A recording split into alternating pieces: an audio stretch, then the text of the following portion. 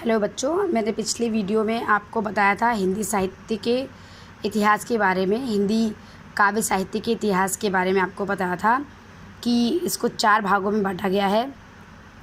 वीरगाथा काल, भक्ति काल, रीति काल, आधुनिक काल।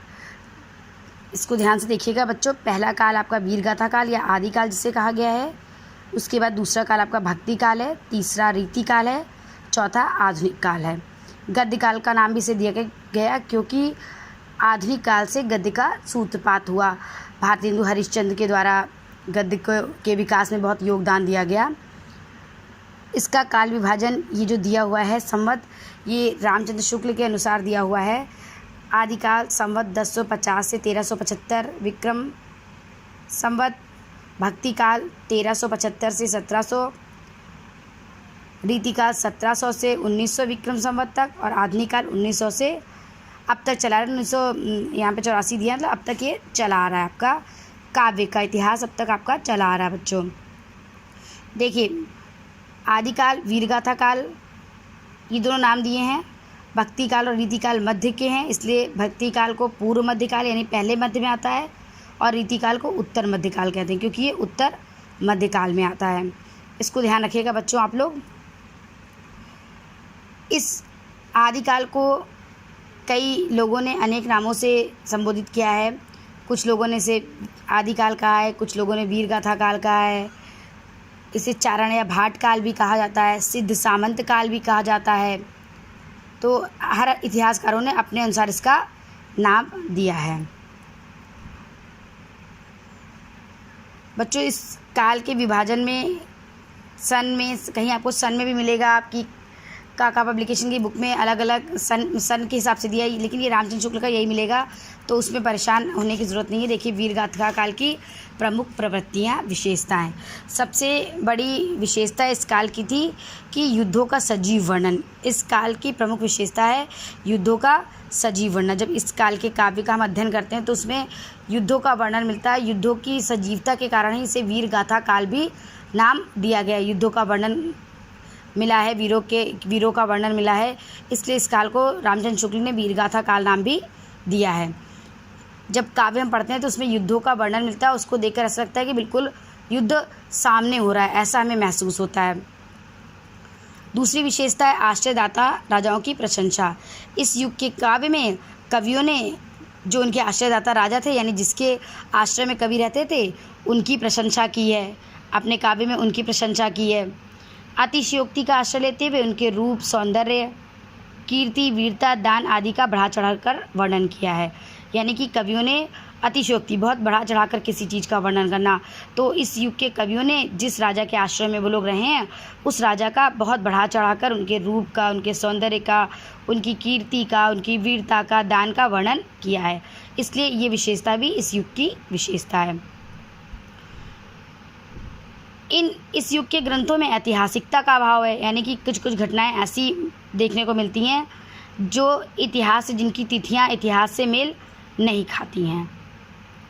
कल्पना की प्रचुरता। अब जब कवि अपने आश्रयदाता की प्रशंसा कर रहे हैं, वीरता का वर्णन कर रहे हैं, युद्धों का वर्णन कर रहे हैं, तो कल्पना का समावेश भी उन्होंने बहुत ज़्यादा किया है। सबसे बड़ी विशेषता एक और है कि इस युग के जो ग्रंथ हैं वो रासो नाम से ज़्यादातर लिखे गए हैं, लेकिन अधिकांश रासो ग्रंथ अप्रामाणिक हैं। कुछ ग्रंथ परिवर्तित बाद के समय के, उनके विवरण में प्रामाणिकता नहीं मिल रही है। अच्छा, छंद देखिएगा बच्चों। वीर और श्रृंगार रस की प्रधानता है। वीर क्योंकि युद्धों का वर्णन किया गया, वीरता का वर्णन किया गया। जहाँ युद्धों का सजीव वर्णन है वहाँ तो वीर रस होगा ही, साथ ही श्रृंगार रस का वर्णन भी किया गया है, क्योंकि ज़्यादातर इस युग के जो राजा थे वो लड़ाई करते थे राजकुमारियों के लिए, रानियों के लिए, यानी कहीं ना कहीं उनके युद्ध का कारण प्रेम होता था, इसलिए श्रृंगार रस का वर्णन है। रासो ग्रंथ की रचना हुई, लेकिन रासो ग्रंथ में वीरता का वर्णन तो हुआ, लेकिन राष्ट्रीयता की भावना नहीं, राष्ट्र प्रेम कहीं से नहीं दिखा बच्चों। भाषा इस युग की डिंगल और पिंगल थी। डिंगल राजस्थानी मिश्रित, पिंगल ब्रज मिश्रित। राजस्थानी के योग से डिंगल भाषा बनी और पिंगल भाषा ब्रज भाषा के योग से बनी। उसके बाद छंदों में विविधता। इस युग को छंदों का मतलब इस युग के काव्य को छंदों का अजायब घर भी कहते हैं। बहुत सारे छंद देखने को मिलते हैं बच्चों, जिसको पढ़ने में समझने में थोड़ी सी कठिनाई होती है। तो ये आपको समझ में आ गया ना कि वीर गाथा काल की प्रमुख विशेषताएं क्या क्या हैं।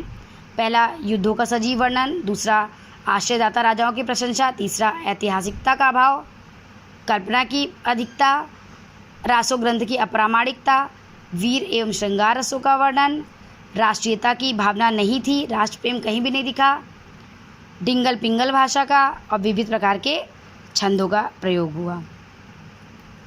बच्चों, ये आपके कुछ रासो ग्रंथ हैं, ध्यान रखिएगा।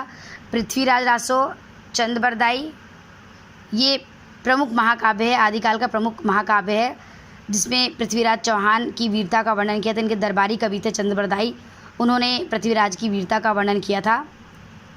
खुमान रासो, दलपति विजय की परमाल रासो, जिसे आला खंड भी कहते हैं, जगनिकृत, बीसल देव रासो, नरपति नाल की, जयचंद्र प्रकाश की, जयचंद्र प्रकाश जो रचना है वो भट्ट केदारनाथ की है, जय मेघ जस चंद्रिका मधुकर भट्ट की। अधिकांश रचनाएं लेकिन बच्चों रासो नाम से हुई हैं। इस युग में सबसे प्रमुख जो आपका ग्रंथ है वो है पृथ्वीराज रासो। कहते हैं कि ये पृथ्वीराज रासो की प्रामाणिकता, उपर्युक्त ग्रंथों में सर्वाधिक उल्लेखनीय ग्रंथ पृथ्वीराज रासो। जितने भी ग्रंथ दिए आदिकाल के, सबसे जो उल्लेखनीय ग्रंथ है वो है पृथ्वीराज रासो। इसकी रचना चंद्रबरदाई नामक कवि ने की थी। इसमें दिल्ली के राजा पृथ्वीराज चौहान की कीर्ति का विशद वर्णन है, मतलब कीर्ति यश का वर्णन बहुत बढ़ा चढ़ाकर चंद्रबरदाई ने इसका वर्णन किया। पृथ्वीराज रासो को हिंदी का प्रथम महाकाव्य माना जाता है। अंडरलाइन करिएगा बच्चों, इसको ध्यान रखिएगा। पृथ्वीराज रासो को हिंदी का प्रथम महाकाव्य माना जाता है।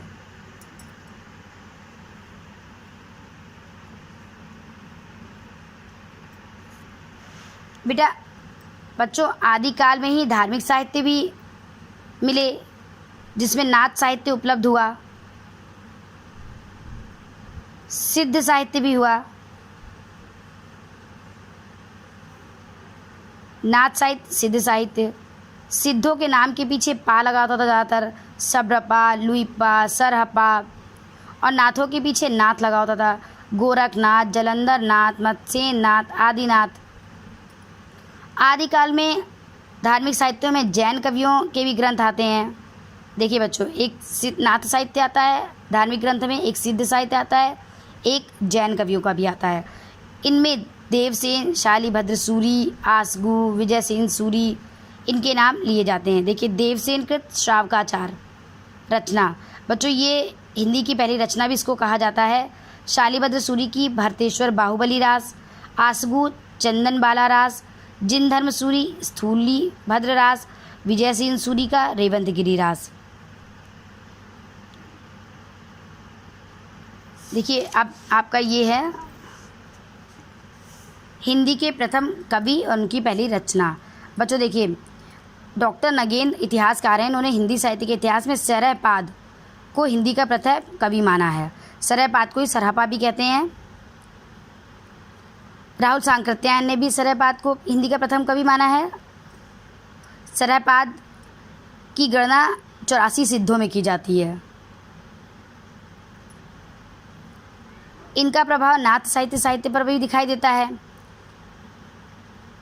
कुछ लोग सरहपाद की रचनाओं को अपभ्रंश की रचनाएं मानकर उन्हें हिंदी कवि नहीं मानते हैं। ठीक है, इसलिए इनकी कोई रचना को प्रामाणिकता नहीं मिली, तो सरहपाद ने कोई ग्रंथ नहीं लिखा। यदि हिंदी की प्रथम रचना का निर्धारण करना है तो देवसेन कृत श्रावकाचार का नाम लिया जाता है। पहले कवि आपके हिंदी के सरहपाद थे बच्चों, लेकिन इनकी कोई रचना उपलब्ध नहीं हो पाई, कोई ग्रंथ नहीं लिखा इन्होंने, तो देवसेन कृत श्रावकाचार को हिंदी की प्रथम रचना मानी जाती है। ध्यान रखिएगा बच्चों, पहले कवि थे सरहपाद, लेकिन रचना श्रावकाचार थी, क्योंकि सरहपाद ने कोई ग्रंथ नहीं लिखा था। देवसेन का पहला ग्रंथ श्रावकाचार आया था, इसलिए हिंदी की पहली रचना आपकी श्रावकाचार है।